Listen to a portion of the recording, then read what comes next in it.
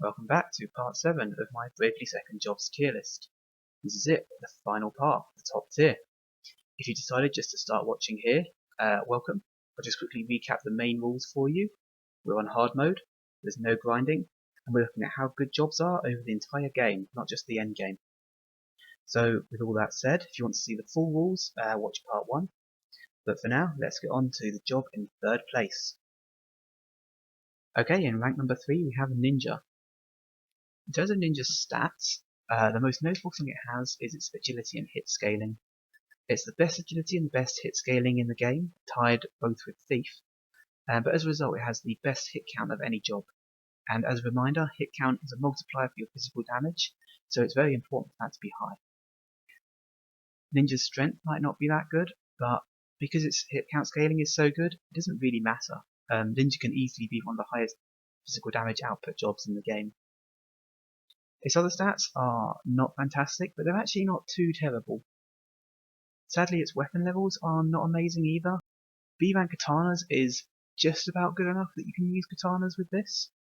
I tend to find that katana law is a good sort of filler if you don't have a lot of other good abilities, because B rank katanas is enough to have good attack, but yeah, you can use katana law if you've sort of got a spare slot for it, basically. Or you can stick to daggers, S-rank daggers. They aren't the best, but there are a few unique daggers that have quite nice effects, such as the Ripper. The other thing that's really nice as a main job for Ninja is its specialty, dual wield. Probably the best physical specialty to have in the game, because dual wield is incredible. In this game, dual wielding and triple wielding potentially as well is one of the best ways of boosting your physical damage output. So getting one of the best 2-slot abilities for free with the job is very, very valuable. The job command is interesting, to say the least. So one of the most notable abilities in there is Utsusemi. This lets you dodge one physical attack. And there are a lot of things you can combo this with. Comeback Kid at level 7, which gives you attack and branching attack boost for 3 turns after dodging. Transients, which lets you do a physical attack after dodging, and Turntables from Red Mage, which lets you gain 1 BP after dodging. Usually you'll probably only use 1 or 2 of those. It's a lot of slots to invest all 3 at once. I would say usually either Comeback Kid or Turntables is the best one. It really depends on whether you prefer an extraction or a buff every now and again. In terms of other job commands, you have Shipper Jinrai, which lets you attack first in the turn at normal damage. This is kind of a weird one. It's actually not that useful on Ninja because Ninja's already really fast, and it costs 16 MP, which is really expensive. There are cases where it's very valuable when you want to just finish something off without letting it attack. But a lot of the time, you're not going to use Shipper Jinrai as a ninja.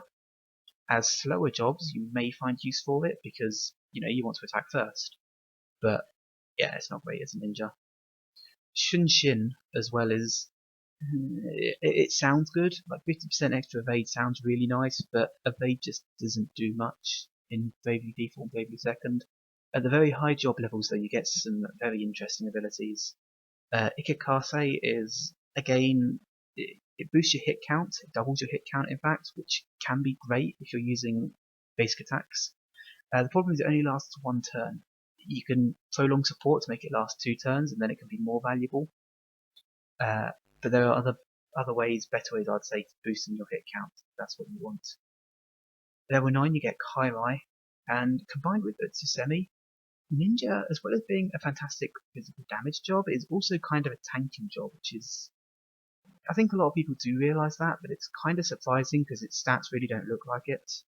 But Kairai lets you force enemies to target a certain person. You can either target your ninja and dodge them, you can target another specific tank, or if you're using Ninja as a job command, you can Kairai yourself as a tanky job. Whatever you want to do to basically force damage to go where you want it, which can be very, very useful for certain setups that need certain people to take the damage or need other people to not take the damage. You can also do things like that, like Kairai a person who's defaulting to get boosts from Fortitude, as well as minimize damage. You can Kairai a person, or Swordmaster, to counter. All kinds of little things like that. The final command in there, Impermanence. Impermanence is a really interesting one. It turns all buffs into debuffs and all debuffs into buffs of sort of an equivalent amount away from 100% that they were, up to their limits, which is normally 75% going down and 150% going up. It's a kind of a weird one to use well. Not a lot of enemies buff themselves, but the ones that do, you can just turn into debuffs with one action, which can be quite fun. Enemies that debuff you, you can just flip around into buffs. Again, can be quite useful.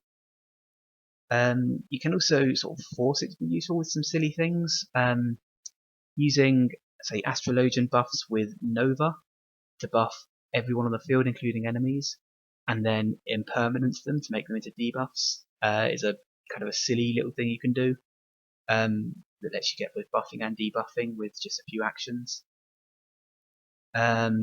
It's a fun little ability, but I don't think it's one of the best. So yeah, probably Ninja's weakness then is the job command doesn't provide a huge amount of good things until you get to the higher levels. Semi is the first really good one. You get that at level 6, and then Kairai is the other good one. It's really those two plus a bit of impermanence are the only really good things in the job command. But they can be so good that it's all it really needs. In terms of support abilities, you have Dual Wield, which, as I've mentioned before, absolutely fantastic, one of the best support abilities in the game. You've got Combat Kit and Transients to combo with Semi. And the other really nice one is Frantic Fighting.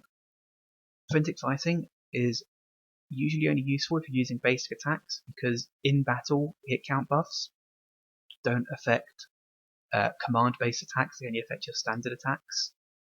However, it's not unusual for ninjas to be doing their damage through standard attacks, in which case Frantic Fighting plus buffing your hit count up to 32 or close to it, and you can do a ton of damage.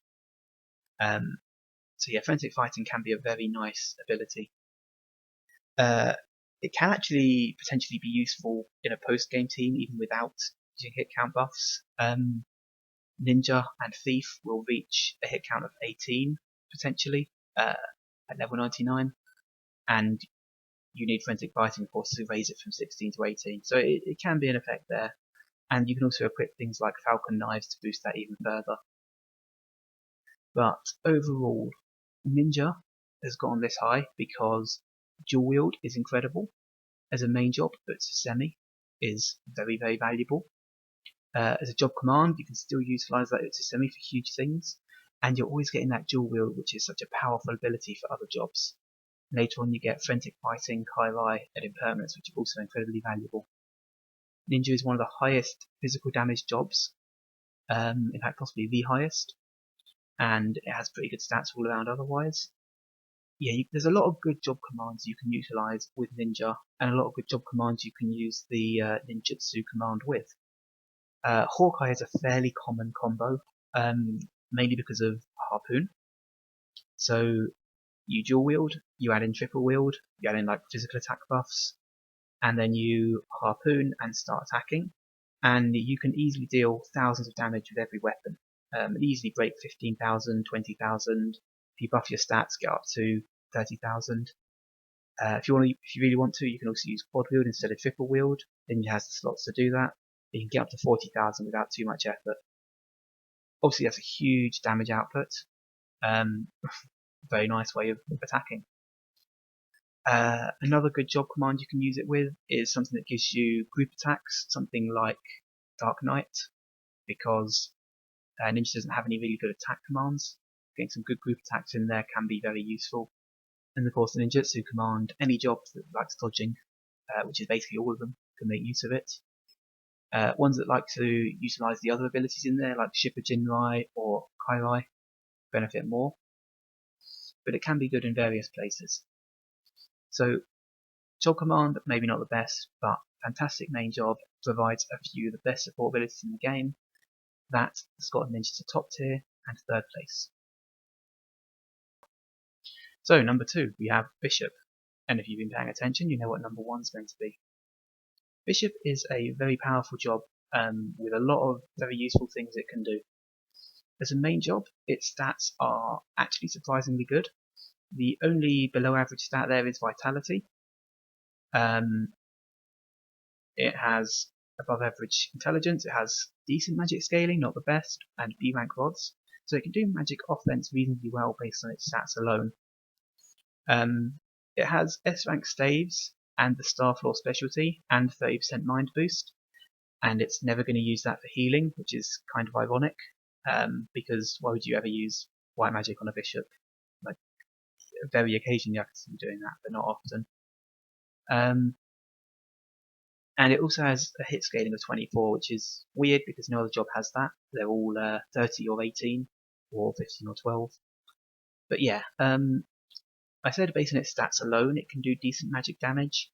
And what I mean there is its specialty, Good Measure, is really valuable for spell attacks and spell crafting. So Good Measure combines the same spell cast twice into one that's 2.5 times as powerful. And the reason this is so good is because it combines with spellcrafting for very, very big power boosts. So for example, let's take a spell like Heat from Wizard. Normally, a single cast of that just does its normal damage. Combine it with Good Measure, and you're doing 2.5 times damage. But then combine it with Good Measure and then throw, say, Blast on the end. Because of how spellcrafting works, that doubles its damage up to 2 times, and because of Good Measure, it's 5 times damage. So you're dealing 5 times damage over 3 VP, which is a 66% attack boost. Kind of a big deal. Of course, Blast is just one example of spellcraft that works with it. All the others combine in a similar way, and it ends up with Good Measure being a huge boost in the magic spell power, both offensive and healing. Speaking of healing, the Bishop Job Command is all about healing.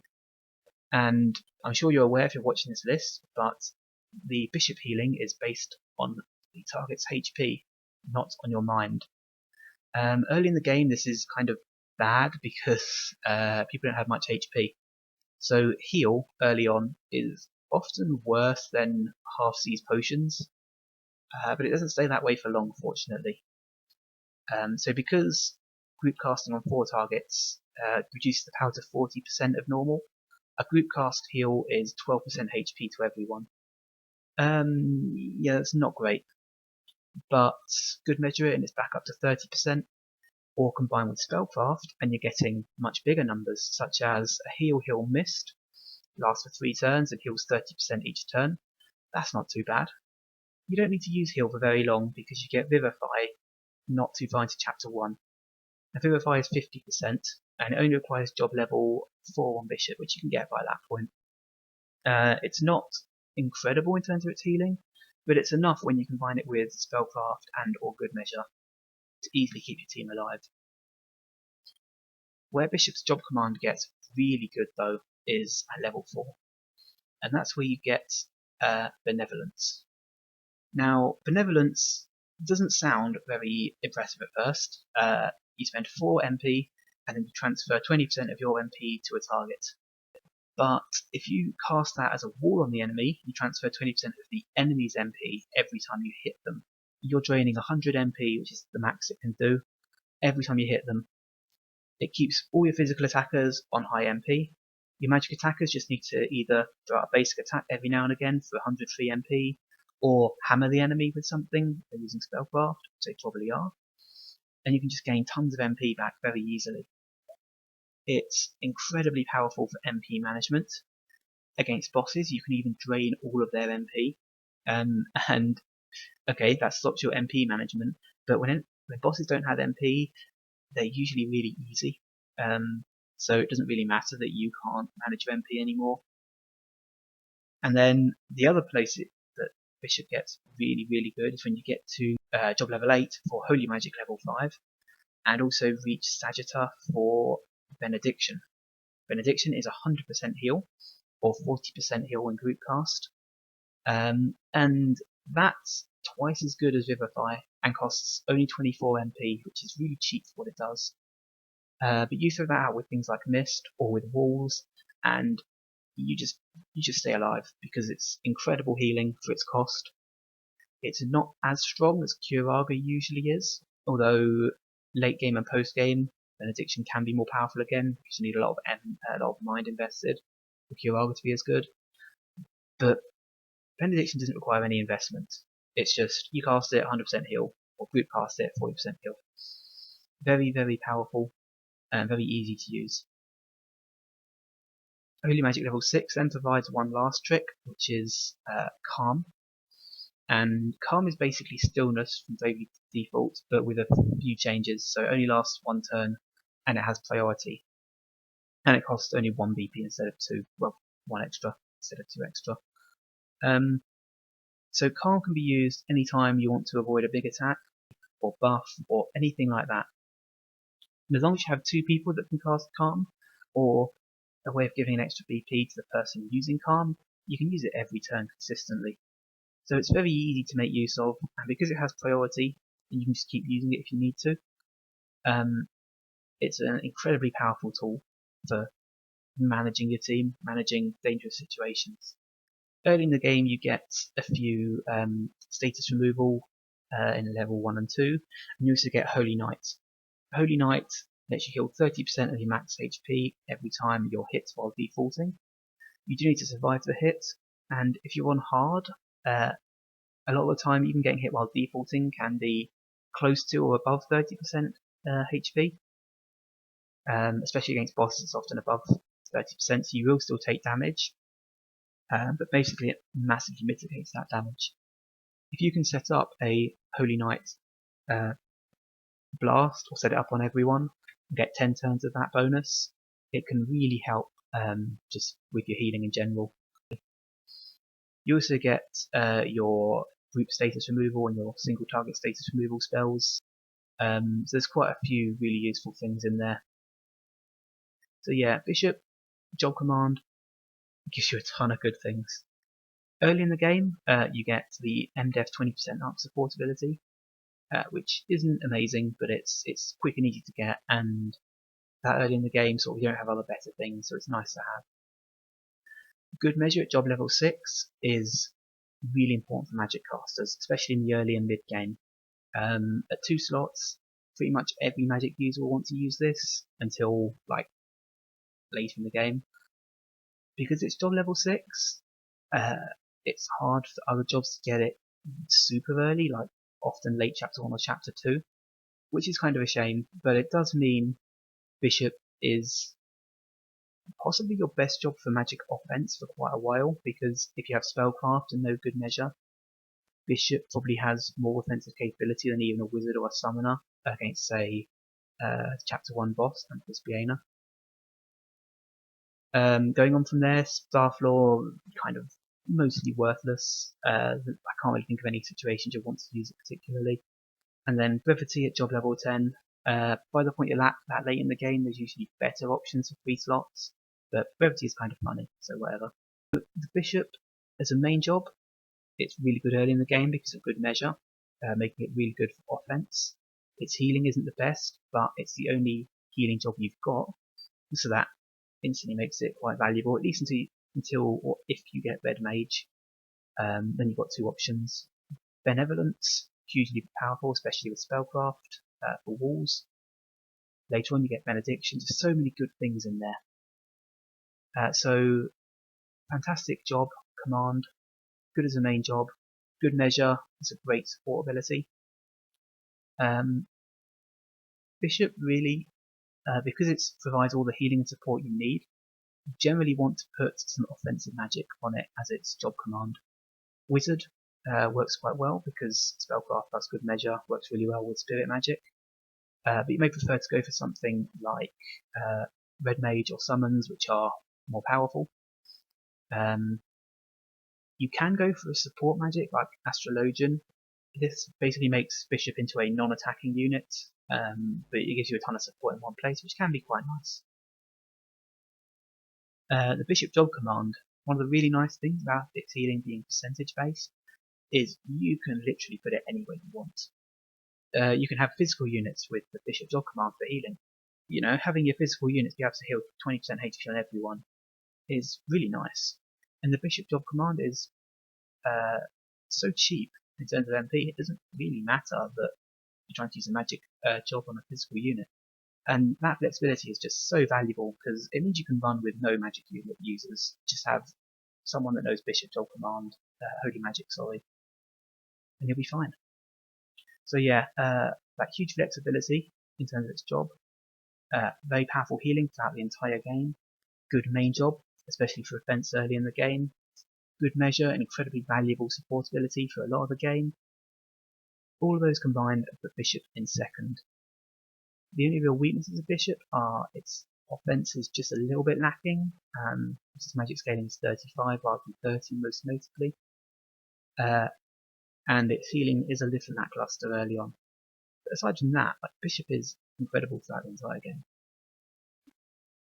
Well, here we are, number 1, and it's Wizard. This one probably isn't a surprise to many people. Wizard provides Spellcraft, and Spellcraft is incredible, but that's not the only thing it provides. So let's have a look at all the things Wizard does and what makes it the best job in Bravely Second. It has a 40% intelligence boost. It is the only job to have that, and so it has the highest magic damage output in the game. Also has the best magic scaling and rod rank, which makes that the case. Its other stats are pretty generic. Slight mind boost, standard magic jobs, low vitality, low HP, no bonus or deficit to dex and agility. Spellcraft, of course, its specialty, is another thing that makes it an incredible magic job. We'll talk about Spellcraft in a bit, but firstly, level 1 Spirit Magic.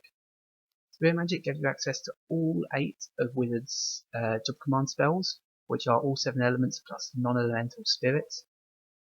But having them all there, it is quite nice that you don't have to level the job to get all of its magic options. Spellcraft, of course, is the real meat of Wizard. There are 9 Spellcraft options, and I would say, except for Nova, all of them are really useful. So let's go through all 8 now and talk about some of their strengths and uses. At job level 2, you get Dart and Needle. Dart is 1.5 times damage, and it gives priority. So Dart, like a lot of Spellcraft, also doubles the damage when you use it on group cast only spells, which includes things like Spirit Magic, Summons, Meteor from Time Mage for some reason. Basically, if it's a group cast only spell, Dart and most other Spellcraft doubles its damage. So with them, it becomes 3 times damage. Really nice for those spells, really nice for unique priority in general, for example for healing or for a buff. Also, because it's 1.5 times damage, it also increases buff duration by 1.5 times, so that's a nice thing as well. Yeah, Dart, I would say, is quite useful early in the game especially. Later on there tends to be better options, but it only costs 5 MP anyway, which is also quite nice. Needle, 1.5 times damage, and it casts on everyone that has the same name. This is really good against homogeneous groups of enemies. If you have, say, 3 or 4 same enemy, Needle, and you're getting increased damage and hitting them all for 1.5 times damage, 3 times if it's a group cast only spell. This is generally quite nice against groups. It's generally the best option against groups that will have the same name. A funny thing you can do with it is name all your characters the same name, and then Needle becomes basically a more efficient blast for things like healing and buffs. I don't recommend doing that because it will just ruin every cutscene, but yeah, it's a funny way of sort of getting an increased Needle effect. Spellcraft level 2 provides Mist and Hammer. Hammer is fantastic with single target spells because for some reason Hammer doesn't get the group cast bonus, and it also runs a very different magic formula, but its damage output is insane with spells like VAR level spells. And I'm not sure, but I think it has about 25% critical hit rate, which is even more ridiculous. So Hammer is just Hammer is basically your single target damage output with non-group spells, whereas Dart is usually the best with group spells. Also, hammering enemies triggers physical counter abilities such as walls notably, so you can get healing or MP restoring or whatever wall you set up off of them to trigger. So that can be really useful as well. Mist gives you 3 turns of triggering the same spell.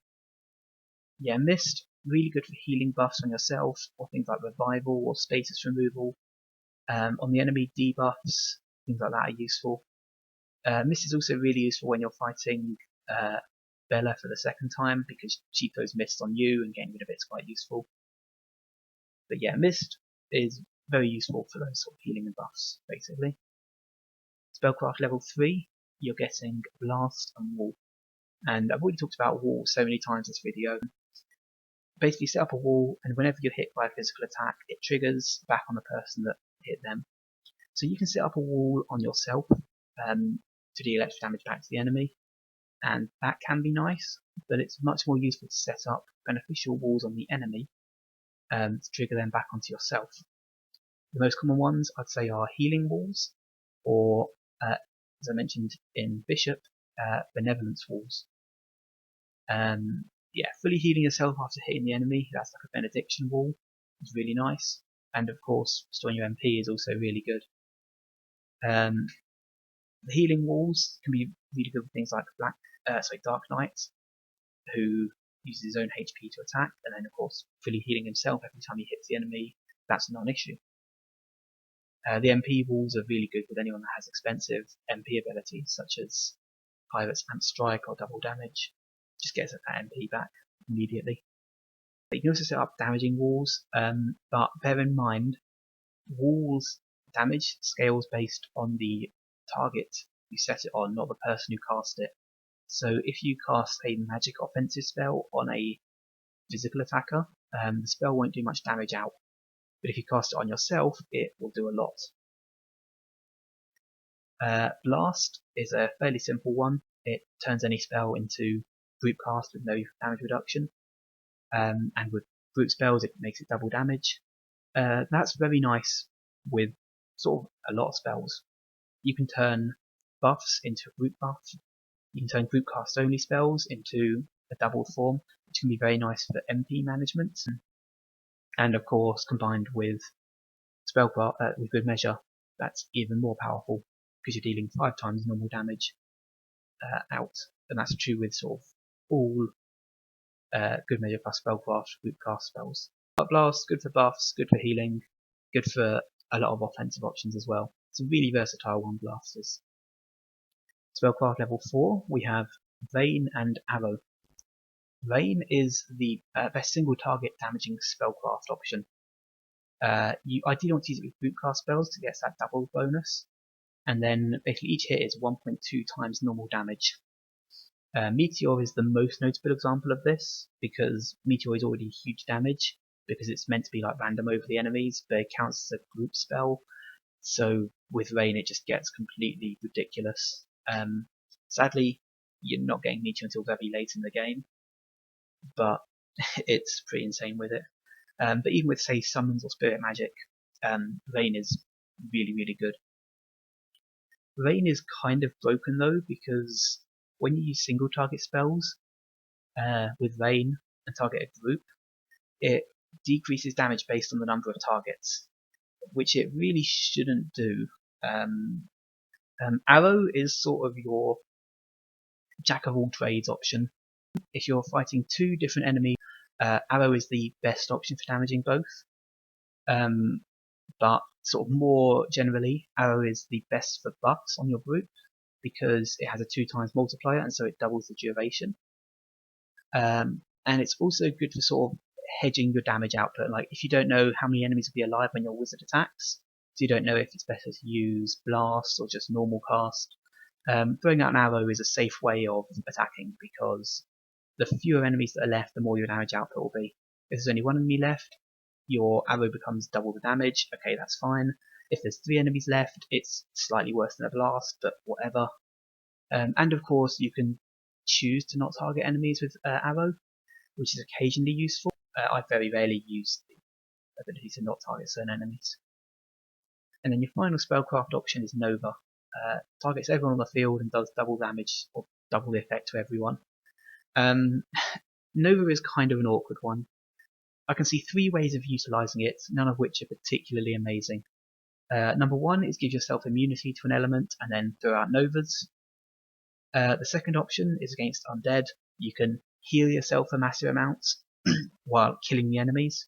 The third option combines with Ninja, which is to, I've already mentioned in this video in fact, Nova a buff and then impermanence to debuff the enemy. So yeah, we've talked a lot about all of the spellcraft options there. And now bear in mind, all of them pretty much combine with good measure to become even better. You can get some huge damage output by spellcraft plus good measure together. And now it's time to talk about other things that Wizard does. And the first one is going back to spirit magic, because a really useful thing spirit magic does that the game doesn't really explain properly is that spirit magic's power is not a base of 10. It's a base of 10 plus your intelligence stat. So this actually makes spirit magic often a lot more powerful than you think. Often it's sort of on par with about VAR level spells for a lot of the game, I would say. Its damage scaling tends to be slightly worse if you're using spellcraft. Effectively it has it 3 times compared to VAR level spells 3.5. But its base power is usually about comparable, sometimes lower, sometimes higher. But the really nice thing is spirit magic is only 5 MP, so it's a lot more efficient in terms of MP costs.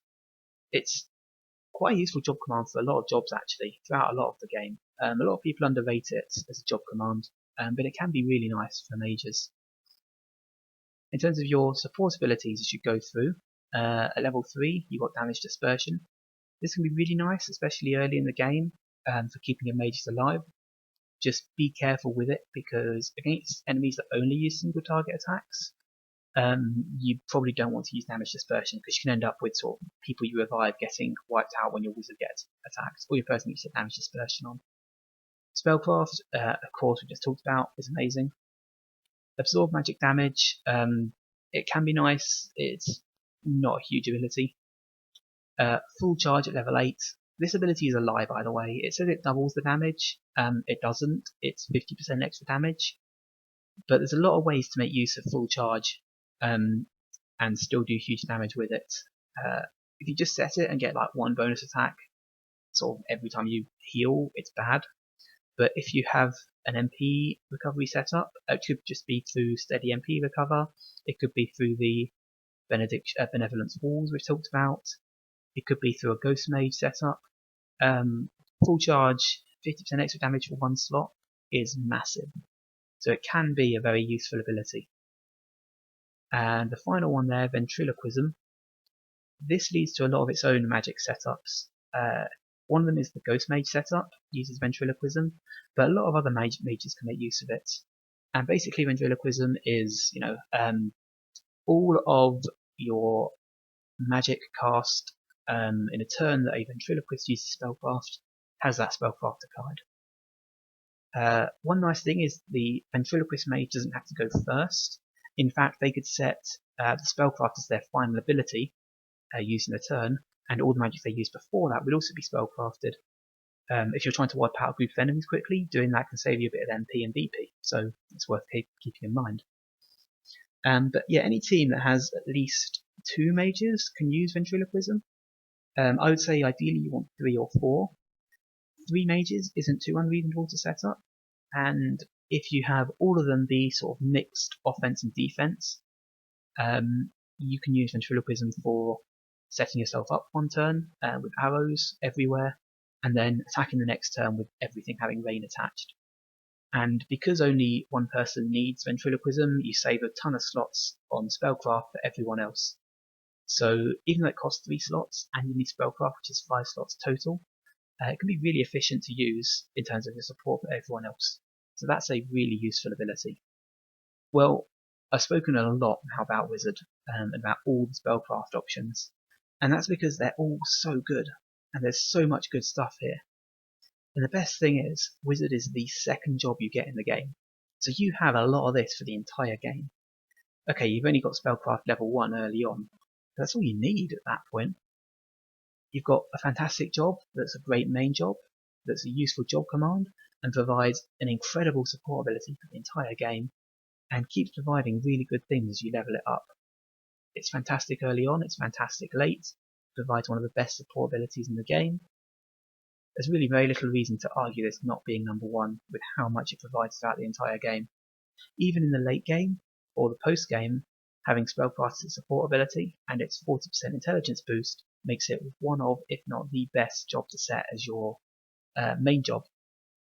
So yeah, it is an incredible job throughout the entire game, and I think it easily deserves its spot as number one on this list. Well, there might have only been 3 jobs in this part, but I think we can agree it was a long one anyway, and that's because all of these had so many good things to say about them. I hope you've enjoyed watching all these videos. I've enjoyed making them, even though I've been a bit slow at times. I don't have much else to say, I've said everything I need to.